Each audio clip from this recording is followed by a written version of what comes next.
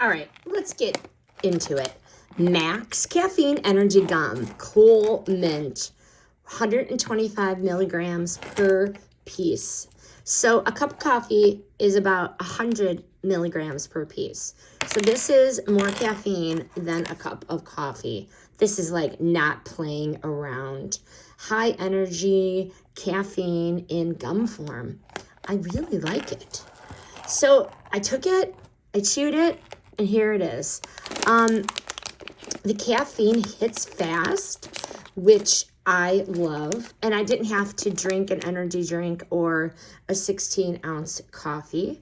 One piece really packed a serious punch and really made it easy for me to control my intake without chugging drinks, you know, a coffee drink or an energy drink. Insanely convenient. No cups, no cans, no mess. Just grab and chew. Final verdict. What do I think? Here's the deal.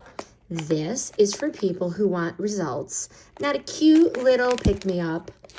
I love the flavor. It was really good, and the energy payoff was immediate and effective.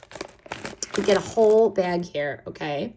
This is like 150, well, actually 125. So 156 cups of coffee, because this packs 125 milligrams of caffeine per piece. So about 156 cups of coffee in here.